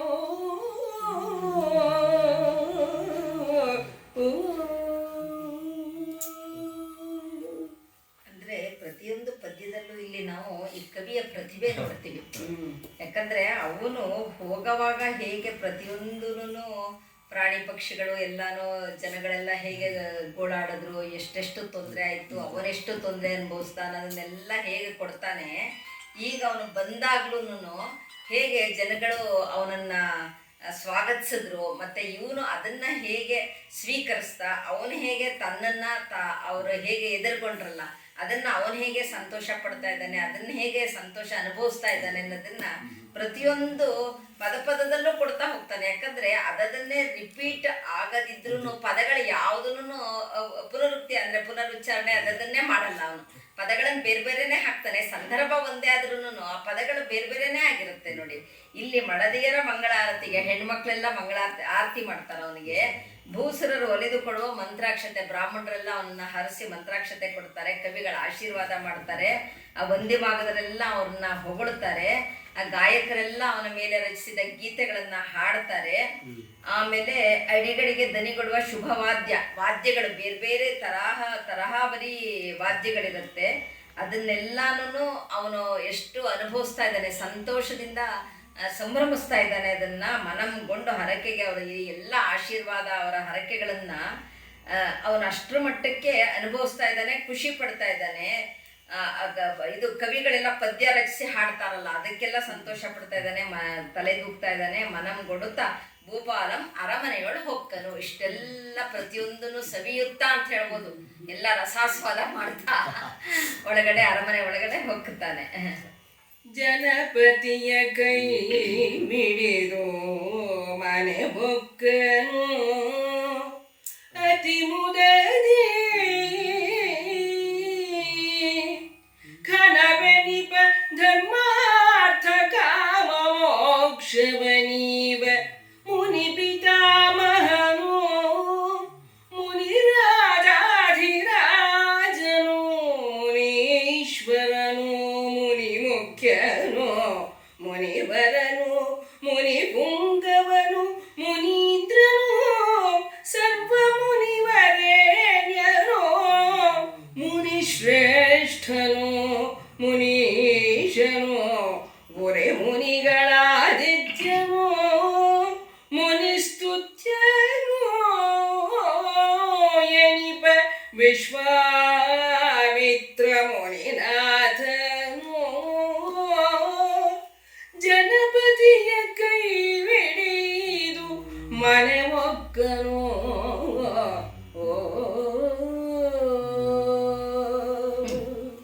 ಅಂದ್ರೆ ರಾಜನ ಕೈ ಹಿಡಿದು ಹೇಗೆ ವಿಶ್ವಾಮಿತ್ರರು ಕರ್ಕೊಂಬಂದ್ರು ಅನ್ನೋದನ್ನ ಮುಂದೆ ಆ ವಿಶ್ವಾಮಿತ್ರನ ಹಿಂದೆಲ್ಲ ಎಷ್ಟು ತರ ಪದಗಳನ್ನು ಉಪಯೋಗಿಸಿ ಬೈತಾ ಇದ್ದವನು ಈಗ ಎಷ್ಟು ಚೆನ್ನಾಗಿ ಹೇಳ್ತಾನೆ. ಅವನ ಕೈ ಹಿಡಿದು ಜನಪತಿಯ ಕೈ ಹಿಡಿದು ಮನೆ ಹೊಕ್ಕನ್ ಅತಿ ಮುದದಿ, ಬಹಳ ಸಂಭ್ರಮದಿಂದ ಸಂತೋಷದಿಂದ ಅರಮನೆ ಹೋಗ್ತಾನೆ ವಿಶ್ವಾಮಿತ್ರ. ಘನವೆನಿಪ ಧರ್ಮಾರ್ಥ ಕಾಮ ಮೋಕ್ಷವನೀವ ಅಂದ್ರೆ ಚತುರ್ವಿಧ ಪುರುಷಾರ್ಥಗಳನ್ನ ಅನುಗ್ರಹಿಸುವಂತ ಶಕ್ತಿ ಇದೆ ಯಾರಿಗೆ? ವಿಶ್ವಾಮಿತ್ರರಿಗೆ. ಹಾಗಾಗಿ ಅಂತಹ ಪಿತಾಮಹ ಅಂದ್ರೆ ಅಂತಹ ಮುನಿ ಪಿತಾಮಹ, ಮುನಿ ರಾಜಾದಿರಾಜ, ಎಷ್ಟು ಇಲ್ಲಿ ಮಾ ಮಾ ಮಾ ಅನ್ನೋ ಅಕ್ಷರದಿಂದ ಎಷ್ಟು ಪದಗಳನ್ನ ವಿಶ್ವಾಮಿತ್ರರ ಬಗ್ಗೆ ಬರೆದಿದ್ದಾನೆ. ಇದು ಬಹಳ ಅದ್ಭುತವಾಗಿದೆ. ಮುನಿ ಪಿತಾಮಹ, ಮುನಿ ರಾಜಾದಿರಾಜ, ಮುನೀಶ್ವರ, ಮುನಿ ಮುಖ್ಯ, ಮುನಿವರನು, ಮುನಿಪುಂಗವನು, ಮುನೀಂದ್ರನು, ಸರ್ವ ಮುನಿವರೇಣ್ಯನು, ಮುನಿಶ್ರೇಷ್ಠನು, ಮುನಿಶನುರೆ, ಮುನಿಗಳ ಆದಿತ್ಯನು, ಮುನಿಸ್ತುತ್ಯ ನೆನಿಪ ವಿಶ್ವಾಮಿತ್ರ ಮುನಿನಾಥನು. ಇದು ಅಂದ್ರೆ ಅಂಥ ಪ್ರತಿಭೆ ಉಳ್ಳ ಕವಿಗಳ ಮಾತ್ರ ಇದನ್ನ ಮಾಡಕ್ ಸಾಧ್ಯ. ಸಾಧಾರಣದವರು ಓದಕ್ಕೂ ಕಷ್ಟನೇ ಮಾಡೋದೋಗ್ಲಿ. ತುಂಬಾ ಚೆನ್ನಾಗಿದೆ ನೋಡಿ. ಅದು 4 ಎಷ್ಟು 1 2 3 4 5 6 7 8 9 10 11 12 13 ಪದ ಮಾ ಇಂದ ಶುರು ಮಾಡಿದ್ದಾನೆ ನೋಡಿ. 13 ಪದ್ಯ ಏನ್ ಕಡಿಮೆ ಅಲ್ಲ. ಅಂದ್ರೆ ಆ ಥರ ಅದೇ ಒಂದು ಮಾ ಅಕ್ಷರದಿಂದ ಹಿಡ್ಕೊಂಡು ಇಷ್ಟೊಂದು ಪದಗಳನ್ನ ರಚಿಸೋದು. ಅರಸ ನೀವಿರಿಸಿ ಹೋದುದರೊಳು ಏನು ಕುಂದದೆ ಅರೆಯಾಗದೆ ಅಣಿ ತುಳುಗದೆ ಅನುಗಿಡದೆ ಕೇಳ್ ಅಖಿಲ ಕರಿಗಳಿವೆ ತುರಗವಿವೆ ಭಂಡಾರವಿದೆ ಕೊಠಾರಂಗಳಿವೆ ಹಲವಂಗದ ಅರಮನೆಗಳಿಗೆ ಸತಿ ಪ್ರದತಿವೆ ಸಿವುಡಿವೆ ಕರ್ಣವಿವೆ ಮುದ್ರೆಯಿದೆ ಕೀಲಾರವಿದೆ ಸರ್ವ ಪರಿವಾರವಿದೆ ನೋಡಿಕೊಳ್ಳೆನುತ್ತ ಒಪ್ಪಿಸಿದ ಮುನಿನಾಥ ಅವನಿಪದಿಗೆ.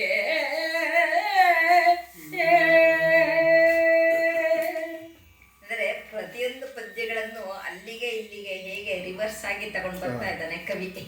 ಅಲ್ಲಿ ಹಿಂದಿನ ಪದ್ಯಗಳಲ್ಲಿ ಹರಿಶ್ಚಂದ್ರ ಕಾಡಿಗೆ ಹೊರಟು ನಿಂತಾಗ ಪ್ರತಿಯೊಂದನ್ನು ವಿಶ್ವಾಮಿತ್ರರಿಗೆ ತೋರಿಸಿ ಇದು ಭಂಡಾರ, ಇದು ರತ್ನ ಭಂಡಾರ, ಇದು ಅರಮನೆ, ಇದು ಇದು ಅಂತ ಹೇಳಿ ಎಲ್ಲ ತನ್ನ ಜನರನ್ನ, ತನ್ನ ಅರಮನೆಯಲ್ಲಿರೋ ಎಲ್ಲ ಸಮಗ್ರ ವಸ್ತುಗಳನ್ನ ನೋಡಪ್ಪ ಇದು ಇದು ಇದು ಅಂತ ಹೇಳಿ ಹೇಗೆ ಚಾರ್ಜ್ ಹ್ಯಾಂಡ್ ಓವರ್ ಮಾಡಿ ಹೋಗಿದ್ನಲ್ಲ, ಅದೇ ತರ ಇವತ್ತು ವಿಶ್ವಾಮಿತ್ರರು ರಾಜನಿಗೆ ಪುನಃ ಅದನ್ನ ವಾಪಸ್ ಕೊಡ್ತಾ ಇದ್ದಾರೆ. ಎಲ್ಲ ಅವ್ರು ಇವಾಗ ಚಾರ್ಜ್ ಹ್ಯಾಂಡ್ ಓವರ್ ಮಾಡಿ ಹೇಳ್ತಾ ಇದ್ದಾರೆ, ನಾನು ಏನು ಕುಂದು ಕೊರತೆ ಆಗದೆ ಇದ್ದ ಹಾಗೆ ನಿನ್ನ ಏನೇನು ಇಟ್ಟಿದ್ಯಲ್ಲಪ್ಪ ಕೊಟ್ಟಿದ್ಯಲ್ಲಪ್ಪ ಅದೆಲ್ಲ ಹಾಗಾಗೆ ಇದೆ, ಯಾವ್ಯಾವುದು ನಾನು ಲೆಕ್ಕ ತಪ್ಪಿಲ್ಲ, ಬೇಕಾದ್ರೆ ಲೆಕ್ಕ ಹಾಕೋ ನೀನು ಅಂಥೇಳಿ. ಕರಿಗಳಿವೆ ಅಂದರೆ ಎಲ್ಲ ಅದೇ ಆನೆಗಳು, ತುರಗ, ಭಂಡಾರ, ಕೊಠಾರ, ಅಂದರೆ ಬೇಕಾದಷ್ಟು ಅರಮನೆಗಳು ಬೇರೆ ಬೇರೆ ಥರದ್ದೆಲ್ಲ ಇರುತ್ತಲ್ಲ ಅಲ್ಲಿ, ಹಲವಂಗದ ಅರಮನೆಗಳು, ಸತಿಪ್ರತತೆ ಅಂದರೆ ಈ ಹೆಣ್ಣು ಮಕ್ಕಳು ಇರೋಂತಹ ಇದು ಎಂಥದ್ದು ಅಂತಃಪುರಗಳು ಇವುಗಳು, ಮತ್ತು ಸಿವುಡಿ ಇದೆ, ಕರ್ಣವಿದೆ ಅಂದರೆ ಲೆಕ್ಕದ ಪುಸ್ತಕಗಳು, ಮತ್ತು ಉಪಕರಣ, ಮುದ್ರೆ, ಬೀಗದ ಕೈಗಳು, ಸರ್ವ ಪರಿವಾರ ಅಂದರೆ ನಿಂದೆಲ್ಲ ಚದುರಂಗ ಬಲ ಏನೇನಿದೆ ಎಲ್ಲ ಪರಿವಾರನೂ ನೀನು ಹೇಗೆ ಕೊಟ್ಟಿದ್ಯಲ್ಲ ಹಾಗೇ ಅದೇ ರೀತಿಯಲ್ಲಿ ಬಿಟ್ಟು ನಿನಗೆ ಮರಳಿಸ್ತಾ ಇದ್ದೀನಿ, ವಾಪಸ್ ಕೊಡ್ತಾ ಇದ್ದೀನಿ, ಅದರಲ್ಲಿ ಯಾವುದೇ ಲೋಪ ದೋಷ ಅರೆ ಏನೂ ಆಗಿಲ್ಲ ಅಂತ ಹೇಳಿ ವಿಶ್ವಾಮಿತ್ರರು ಹರಿಶ್ಚಂದ್ರನಿಗೆ ಅವನ ರಾಜ್ಯನ ಹಿಂದಿರುಗಿಸ್ತಾ ಇದ್ದಾರೆ. ಏನೇನೊಪ್ಪುಗೊಳ್ಳಬೇಕಾದುದು ಅದೆಲ್ಲವೂ ತಾನೊಪ್ಪುಗೊಂಡು ಮೊದದಿಂದ ನಡೆದು ಆ ಮಹಾಸ್ಥಾನರಂಗದ ಸಿಂಹವಿಷ್ಟರವನೇರಿ ಮಣಿಮಯವಲಗನಂದುಕೊಂಡು ದಾನ ಧರ್ಮಗಳ ಮಾಡಿ ಕಾಣಿಕೆ ಕೊಡುವ ನಾನಾ ಜನಕ್ಕೆ ಅಭಯವಿದ್ದು ಮುರಹರ ಕಮಲ ಸೂನು ವಾಸವ ಮುಖ್ಯದೇ ಬಗ್ಗೆ ನಮಿಸಿ ಕಳುಹಿದನು ನಿಜ ಲೋಕಗಳಿಗೆ.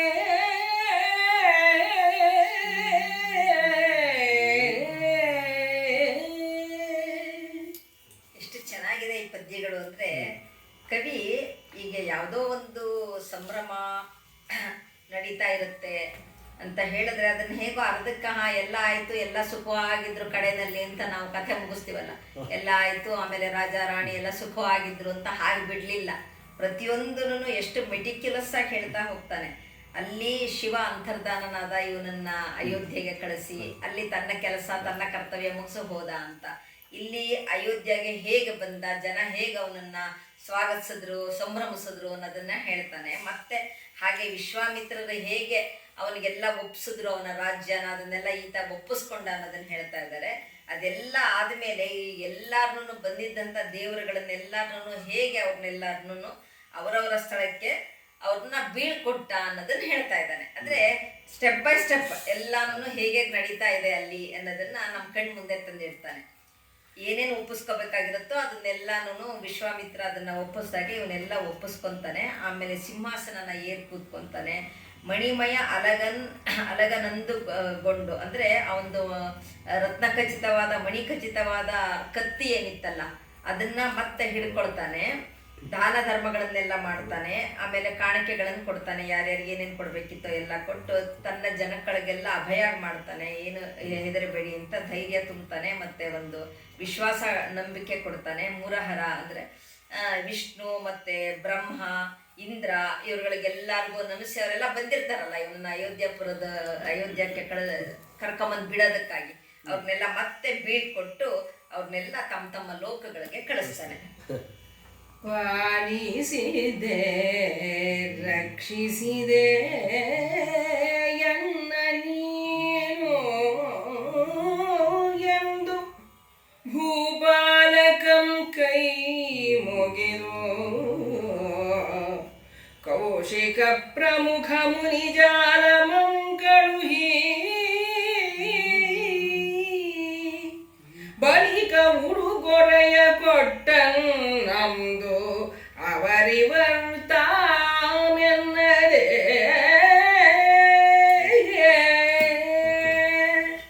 ಚೋಳ ಮಾಳವ ಮಗಧ ಗುಜ್ಜರ ಕಳಿಂಗ ನೇಪಾಳ ಬರ್ಬರ ಲಾಳ ಕೊಂಕಣದ ತುಳುವ ಮಲಯಾಳ ಸೌರಾಷ್ಟ್ರಕ ಕರುಷ ಕಾಶ್ಮೀರ ಹಮ್ಮೀರದ ಘರಾಧಿಪದನೋ ಅವರಿವರ್ತಾಮೆನ್ನದೆ ಉಡುಗೊರೆಯ ಕೊಟ್ಟ.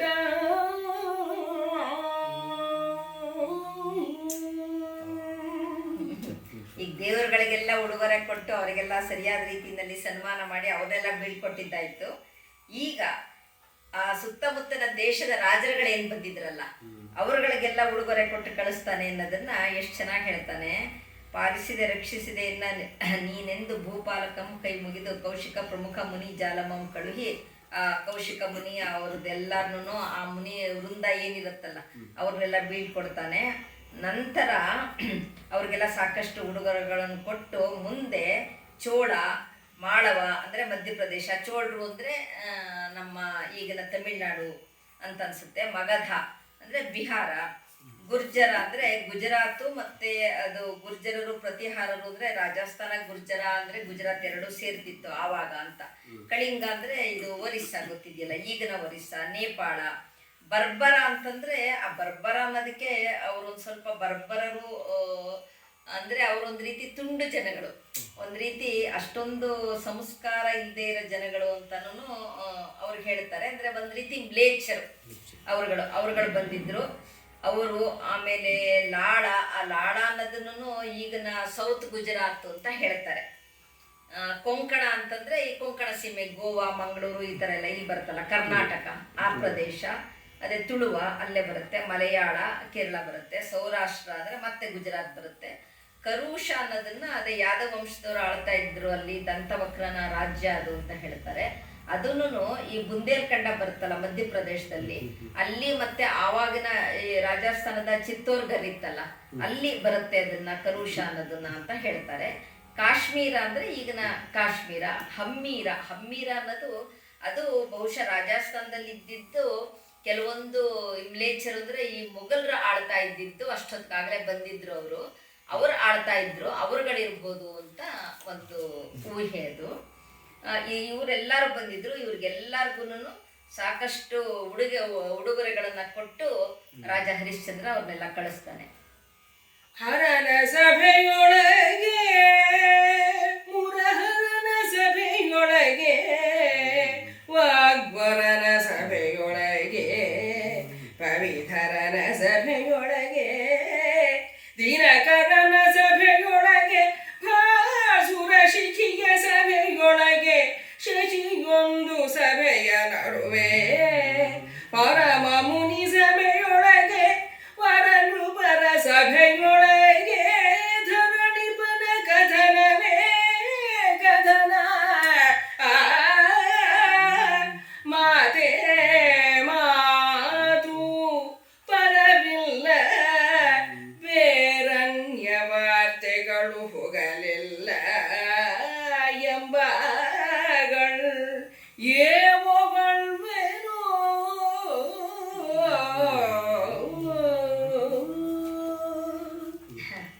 ಅಂದ್ರೆ ಇಲ್ಲಂತೂ ಕವಿ ವಾಸ್ತವ ಚಿತ್ರಣ ಎಷ್ಟು ಚೆನ್ನಾಗಿ ಕೊಟ್ಟಿದ್ದಾನೆ. ಅವತ್ತಿಗೂ ಇದು ಹೌದು, ಇವತ್ತಿಗೂ ಇದು ಅನ್ವಯ ಆಗಂಥದ್ದು. ಇವನು ಹರಿಶ್ಚಂದ್ರ ಮಾಡಿದ್ದು, ಅವನ ಸತ್ಯಸಂಧತೆ, ಇದನ್ನೆಲ್ಲ ಎಲ್ಲ ಕಡೆ ಚರ್ಚೆಗೆ ಶುರುವಾಯಿತು. ಹರನ ಸಭೆಯಲ್ಲಿ, ಆಮೇಲೆ ವಿಷ್ಣುವಿನ ಸಭೆಯಲ್ಲಿ, ಬ್ರಹ್ಮನ ಸಭೆಯಲ್ಲಿ, ಇಂದ್ರನ ಸಭೆಯಲ್ಲಿ, ಮತ್ತು ದಿನಕರನ ಸಭೆ ಸೂರ್ಯನ ಸಭೆಯಲ್ಲಿ, ಭಾಸುರಕಶಿಕೆ ಅಗ್ನಿ ಸಭೆಯಲ್ಲಿ, ಶಶಿ ಸಭೆಯಲ್ಲಿ, ಮತ್ತು ಪರಮ ಮುನಿ ಸಭೆಯೊಳಗೆ ಎಲ್ಲ ಮುನಿಗಳ ಸಭೆಯಲ್ಲೂ ಇದೇ ವಿಷಯ, ಇದೇ ಮಾತು, ಇದೇ ಚರ್ಚೆ. ವರನೃಪರ ಸಭೆಯೊಳಗೆ ಧರಣಿಪನ ಕಥನವೇ ಕಥನ, ಮಾತೇ ಮಾತು. ಇವತ್ತಿನ ಕಾಲಕ್ಕೆ ಹೇಳೋದಾದ್ರೆ local channel, national channel, international channel, ಎಲ್ಲ ಚಾನಲ್ಲು, ಸೋಷಿಯಲ್ ಮೀಡಿಯಾ ಎಲ್ಲದರಲ್ಲೂ ಇದೇ ವಿಷಯ ಬರ್ತಿತ್ತು ಅಂತ ಹೇಳ್ತಿರ್ತೀವಲ್ಲ, ಹಾಗೆ ಎಲ್ಲ ಚಾನಲ್ಗಳಲ್ಲೂ ಇದೇನೇನೆ, ಎಲ್ಲ ಸಭೆಗಳಲ್ಲೂ ಹರಿಶ್ಚಂದ್ರನ ಕಥೆನೇ ಕಥೆ, ಮಾತೇ ಮಾತು, ಅವನ ಬಗ್ಗೆನೇ ಮಾತಾಡಿಕೊಂಡು ಅಷ್ಟು ಜನ ಸಂಭ್ರಮಿಸ್ತಾ ಇರ್ತಾರೆ ಅಂತ. ಬೇರೆ ಅನ್ಯ ವಾರ್ತೆಗಳಿಲ್ಲ, ಬೇರೆ ಮಾತೇ ಇಲ್ಲ. ಪವಿಧರ ಅಂದ್ರೆ ಪವಿಧರ ಅಂದ್ರೆ ಇಂದ್ರ. ಪವಿಧರ ಅಂದ್ರೆ ಇಂದ್ರ. ಮೋಡಕ್ಕೆ ಪವಿಧರ ಅಂದ್ರೆ ಮೋಡ, ಅದಕ್ಕೆ ಒಡೆಯ ಅಲ್ಲ, ಗುರು ಬರ್ತಾನೆ. ಇಲ್ಲ ಇಲ್ಲಿ ಪವಿಧರ ಅಂದ್ರೆ ಇಂದ್ರ ಅಂದ್ರೆ ಮೋಡಗಳಿಗೆ ಒಡೆಯ ಅಂತಂದ್ರೆ ಮಳೆಗೆ ಒಡೆಯ ಇಂದ್ರ ಅಲ್ಲ, ಹಾಗೆ ಮೇಘ. ಭಾಸುರ ಶಿಖಿ ಅಂದ್ರೆ ಅಗ್ನಿ. ಯಾಕಂದ್ರೆ ಹರ ಮುರಹರ ಬಂದ್ರಲ್ವಾ, ನೆಕ್ಸ್ಟ್ ಇಂದ್ರನೇ ಬರೋದು ನೆಕ್ಸ್ಟ್. ಹಾಗೆ ಅದು ಆರ್ಡರ್ಲೇ ಬರ್ಬೇಕು, ಇಂದ್ರ ಮತ್ತಷ್ಟೇ ಆಮೇಲೆ. ಹಾಗಾಗಿ ಎಲ್ಲ ಕಡೆನೂ ಬೇರೆ ಅನ್ಯ ವಾರ್ತೆಗಳು ಹುಗಲಿಲ್ಲವೆಂಬ ಹೊಗಳವೇನೋ, ಇನ್ನೇನಪ್ಪ ಹೇಳಿ ಅದನ್ನ ಯಾವ ಥರ ವರ್ಣಿಸ್ಲಿ ಅಂತ ಹೇಳ್ತಾನೆ. ಘರೆಯೊಳು ಹರಿಶ್ಚಂದ್ರ ಚಾರಿತ್ರಮಂ ಕೇಳ್ದ ನರರು ಏಳು ಜನ್ಮದಿ ಮಾಡಿದ್ದ ಬಾತಕವೋ ತರಣಿಯುದಯದ ಮುಂದೆ ನಿಂದ ತಿಮಿರದ ತೆರದೆ ಹರೆಯುತ್ತಿಹುದು ಏಕೆಂದೊಡೆ ಹರನೆಂಬುದೇ ಸತ್ಯ ಸತ್ಯವೆಂಬುದು ಹರನು ಎರಡಿಲ್ಲವೆಂದು ಶ್ರುತಿ ಸಾರುತ್ತಿರಲು ಹರನೆಂಬುದೇ ಸತ್ಯ ಸತ್ಯವೆಂಬುದು ಹರನು ಎರಡಿಲ್ಲ ಎಂದು ಶ್ರುತಿ ಸಾರುತ್ತಿರಲು ಆ ವಾಕ್ಯವರರೇ ನಿರುತವ ಮಾಡಿ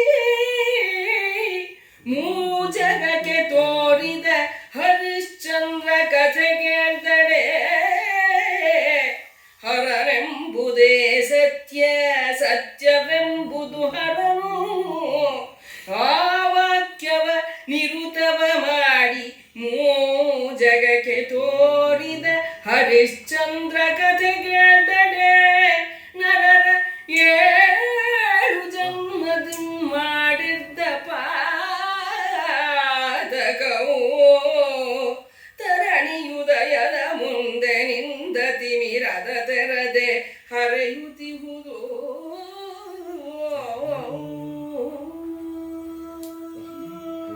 ಅಂದ್ರೆ ಇಡೀ ಈ ಹರಿಶ್ಚಂದ್ರ ಕಥೆಯ ಸಾರ, ತತ್ವ, ತಾತ್ಪರ್ಯ, ಉದ್ದೇಶ ಎಲ್ಲನೂ ಕವಿ ಎರಡು ಪದ್ಯಗಳಲ್ಲಿ ಕೊಡ್ತಾನೆ.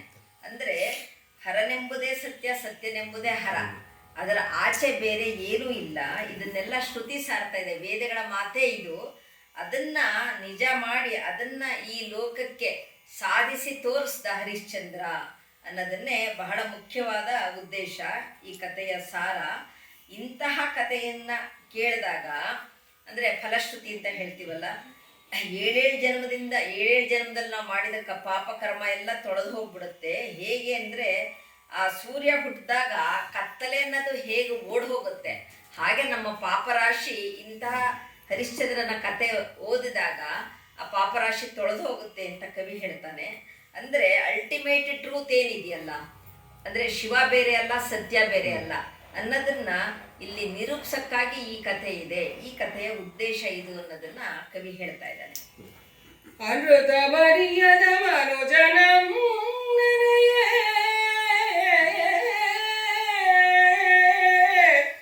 ಪುಣ್ಯವೆಂದರೆ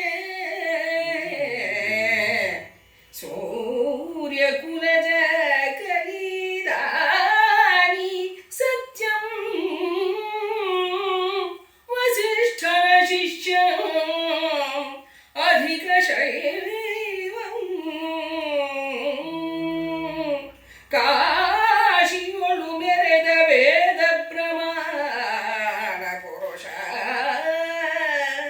ಘನ ನೃಪ ಹರಿಶ್ಚಂದ್ರನೆಂದೆಡೆ ಆತನ ಬೊಗಳ್ದು ಜನ ಬದುಕಬೇಕೆಂದು ಕಾವ್ಯ ಮುಖದೆಂಪೇಳ್ದನು ಅನಪೇಕ್ಷೆಯಿಂದ ಕವಿ ರಾಘವಾಂಕ ಮಹಾಲಿಂಗ ಭಕ್ತರ ಭಕ್ತರು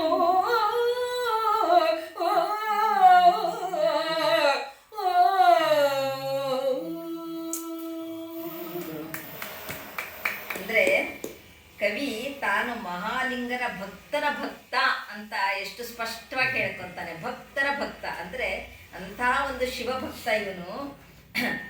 ಜನ ಅನೃತವನ್ನರಿಯದ ಹೊಲೆಯನಂ ನೆನೆಯೇ ಪುಣ್ಯವೆಂದೇ. ಅಂದರೆ ಮತ್ತೆ ಇಲ್ಲಿ ಹಿಂದೆ ಹೇಳಿದ ಹಾಗೆ ಆ ಹೊಲೆತನ ಅನ್ನೋದು ಏನು ಅಂತಂದರೆ ಕೆಟ್ಟದ್ದು ಅನ್ನೋದು ಅಷ್ಟೇನೆ. ಅಂದರೆ ಯಾವಾಗ್ಲೂ ಸತ್ಯ ಹೇಳುವಂತಹ ಒಬ್ಬ ಅವನು ಚಾಂಡಾಲನೇ ಇರಬಹುದು ಜನಗದ ಕಣ್ಣಿಗೆ, ಲೋಕದ ಕಣ್ಣಿಗೆ. ಆದರೆ ಅವನು ಪುಣ್ಯ ಪುರುಷ.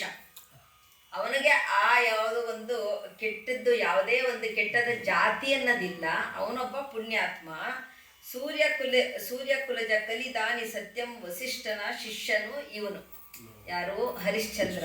ಅವನನ್ನ ನೆನೆಸ್ಕೋಬೇಕು. ಕಾಶಿಯೊಳ್ ಮೆರೆದ ವೇದ ಪ್ರಮಾಣ ಪುರುಷ ಅವನು. ಘನನೃಪ ಹರಿಶ್ಚಂದ್ರನೆಂದ ಎಂದೊಡೆ ಆತನ ಪೊಗಳದು ಜನ ಬದುಕಬೇಕು. ಅಂದರೆ ಇಂಥ ಒಬ್ಬ ಘನವೆತ್ತ ವ್ಯಕ್ತಿ ಹರಿಶ್ಚಂದ್ರ, ಆ ವಸಿಷ್ಠನ ಶಿಷ್ಯ. ಮತ್ತೆ ಆ ಕಾಶಿಯಲ್ಲಿ ವೇದನ ಪ್ರಮಾಣೀಕರಿಸ್ಬಿಡ್ತಾನೆ ಅವನು. ಅಂದರೆ ಹರನೆಂಬುದೇ ಸತ್ಯ, ಸತ್ಯನೆಂಬುದೇ ಹರ ಅನ್ನೋದನ್ನ ಪ್ರಮಾಣ ಮಾಡಿ ತೋರಿಸ್ಬಿಟ್ರಲ್ಲ, ಪ್ರಮಾಣೀಕರಿಸ್ದ. ಅಂಥವನ್ನ ನೆನಿಬೇಕು ಜನ ಅನ್ನೋದ ಉದ್ದೇಶದಿಂದ, ಅನಪೇಕ್ಷೆಯಿಂದ, ಬೇರೆ ಯಾವುದೇ ಅಪೇಕ್ಷೆ ನನಗಿಲ್ಲ ಅಂತ ಹೇಳ್ತಿದ್ದಾನೆ ಕವಿ. ಇಂಥ ಒಂದು ಪುಣ್ಯಾತ್ಮನ ನೆನೆದು ನಮ್ಮ ಪಾಪಗಳನ್ನು ತೊಳ್ಕೊಳ್ಬೇಕು ಅನ್ನೋ ಉದ್ದೇಶದಿಂದ ನಾನು ಈ ಕಾವ್ಯ ರಚನೆ ಮಾಡಿದ್ದೀನಿ. ಬೇರೆ ಯಾವುದೇ ಅಪೇಕ್ಷೆ ನನಗಿಲ್ಲ ಅಂತ ಹೇಳಿ ಕವಿ ಹೇಳ್ತಾನೆ. ಮಹಾಲಿಂಗ ಭಕ್ತರ ಭಕ್ತನು ತಾನು ಅಂತ ಹೇಳ್ಕೊತಾನೆ. ಅಲ್ಲಿಗೆ ಇವತ್ತಿನ ಈ ಹರಿಶ್ಚಂದ್ರ, ಇಷ್ಟು ದಿವಸ ನಾವು ನಡೆಸ್ಕೊಂಬಂದ ಹರಿಶ್ಚಂದ್ರ ಕಾವ್ಯ ಸಂಪನ್ನಗೊಂಡು ಇದು ಒಂದು ರೀತಿ ನಮ್ಮ ಪುಣ್ಯ ಅಂತ ಹೇಳ್ಬೋದು. ಶ್ರೀಪತಿಗೆ ಸೊಬಗನು,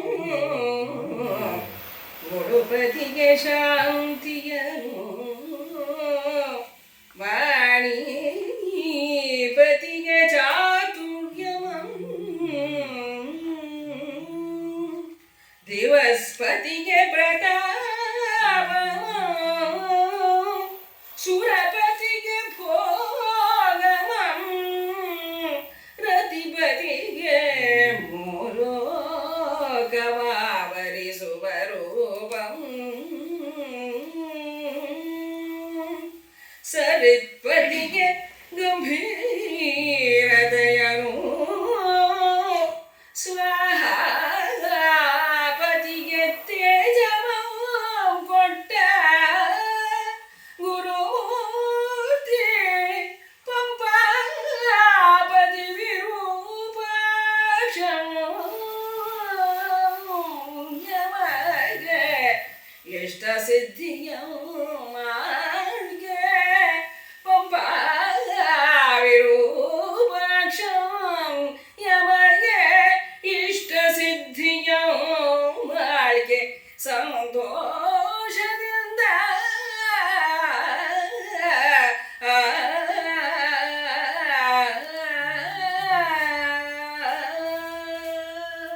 ನಮ್ಮದು ಪ್ರಾರ್ಥನೆ ಏನು ಅಂತಂದರೆ, ಈ ಹರಿಶ್ಚಂದ್ರ ಕಾವ್ಯ ನಾವು ಓದಿದ್ದೀವಿ. ಈಗ ಅದನ್ನು ಸ್ವಲ್ಪ ಮಟ್ಟಕ್ಕೆ ಅರ್ಥ ಮಾಡ್ಕೊಳ್ಳೋಕೆ ಪ್ರಯತ್ನ ಪಟ್ಟಿದ್ದೀವಿ.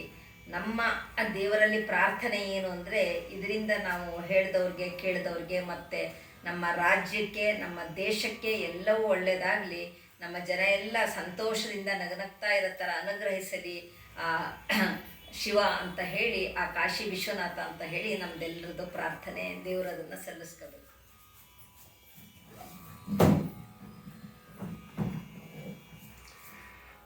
ಹರಿಶ್ಚಂದ್ರ ಕಾವ್ಯದ ಹೇಳಿದ್ರು. ಈ ವಾರ್ತಕ ಷಟ್ಪದಿಯನ್ನು ಬಹಳ ಚೆನ್ನಾಗಿ, ಬಹಳ ಅಂದವಾಗಿ, ಸುಂದರವಾಗಿ, ಏನು ಪದಗಳು ನಮಗೆ ಉಪಯೋಗಿಸೋಕೆ ಬರ್ತಿಲ್ಲ, ತುಂಬ ಚೆನ್ನಾಗಿ ನಡೆಸ್ಕೊಟ್ಟ, ಅಮೋಘವಾಗಿ ನಡೆಸ್ಕೊಟ್ಟ ಶ್ರೀಮತಿ ಮೀರಾಬಾಯಿ ಪಡ್ಕೆಯವರು ವ್ಯಾಖ್ಯಾನದಲ್ಲೂ, ಶ್ರೀಮತಿ BN ಪ್ರಭಾ ಪ್ರಸಿದ್ಧ ಗಮಕಿಗಳು ವಾಚನದಲ್ಲೂ ನಮ್ಮ ಮನೆಯನ್ನು ಬಹಳ ಪುನೀತವಾಗಿ ಮಾಡಿದ್ದಾರೆ. ಅದಕ್ಕೆ ನಾನು ಅವರಿಗೆ ಎಲ್ಲ ರೀತಿಯಲ್ಲೂ ಅವರಿಗೆ ನಾನು ಋಣಿಯಾಗಿದ್ದೇನೆ ಮತ್ತು ಅವರಿಗೆ ನಮಸ್ಕಾರ ಮಾಡ್ತೀನಿ. ಯಾಕಂದರೆ ನನಗೆ ಇದು ಈ ಗಮಕದಲ್ಲಿ ಇಷ್ಟೊಂದು ಸ್ಟ್ರೆಂತ್ ಇದೆ ಮತ್ತು ಇಷ್ಟೊಂದು ಡೆಪ್ತ್ ಇದೆ ಅನ್ನೋದು ಇವರಿಂದ ನನಗೆ ಇನ್ನೂ ಜಾಸ್ತಿ ಗೊತ್ತಾಗ್ತಿದೆ. ಹಾಗೆ ಸತ್ಯವೆಂಬುದೇ ಹರನೆಂಬುದೇ ಸತ್ಯ, ಇದೊಂದು ಮಹಾತ್ಮ ಗಾಂಧಿಯವರು ಇದನ್ನೇ truth is god, god is truth ಅಂತ ತೊಗೊಂಡು ಅಂತ ಅನಿಸುತ್ತೆ ನನಗೆ. ಆದರೆ ಅದು ಎಲ್ಲಿ ಓದಿಸೋದು ಗೊತ್ತಿಲ್ಲ ನನಗೆ. ಆದರೆ ಇದನ್ನು ತಂದು ಇದನ್ನು ಈ ಹರಿಶ್ಚಂದ್ರ ಕಾವ್ಯವನ್ನು ಎಲ್ರಿಗೂ ಸಮರ್ಪಿಸಿದ್ದಾರೆ. ಅವ್ರಿಗೂ, ಅವ್ರ ಕುಟುಂಬದವ್ರಿಗೂ ದೇವರು ಒಳ್ಳೇದು ಮಾಡಲಿ, ಶಿವನು ಒಳ್ಳೇದು ಮಾಡಲಿ. ಮತ್ತು ಕಾಶಿ ವಿಶ್ವೇಶ್ವರನ ಈ ಕಾಶಿ ವಿಶ್ವೇಶ್ವರನ ದರ್ಶನ ಕೊನೆಯ 2 ಚಾಪ್ಟರ್ಸ್ ಮಾಡಿದ್ದಾರೆ. ಅದು ಬಹಳ ಎಲ್ಲ ಸಂಧಿಗಳಿಗಿಂತಲೂ ಈ ಸಂಧಿ ತುಂಬ ಅತ್ಯುತ್ತಮವಾಗಿ, ಎಲ್ಲದೂ ಚೆನ್ನಾಗಿ ಬಂತು. ಇದನ್ನು ಇನ್ನೂ ಉತ್ತಮವಾಗಿ ಬಹಳ ಚೆನ್ನಾಗಿ ಬಂದಿದೆ. ಎಲ್ಲರೂ ಇದನ್ನು ಕೇಳಿ ಇದರಿಂದ ಪುನೀತರಾಗಲಿ ಅಂತ ನನ್ನ ತುಂಬ ಅತ್ಯಂತ ಕಳಕಳಿಯ ವಿನಂತಿ. ನಮ್ಮ ತಾಯಿಯವರು ಗೌರಮ್ಮನವರು, ತಂದೆ ಗಂಗಾಧರಯ್ಯನವರು ನನಗೆ ಈ ಒಂದು ಪುಣ್ಯ ಕಾರ್ಯ ಮಾಡಲಿಕ್ಕೆ ಅನುಕೂಲ ಮಾಡಿಕೊಟ್ಟಿದ್ದಾರೆ. ಮತ್ತೊಮ್ಮೆ ಎಲ್ರಿಗೂ ನಮಸ್ಕರಿಸಿ ಒಳ್ಳೆಯದಂತ ಹೇಳ್ತೀನಿ.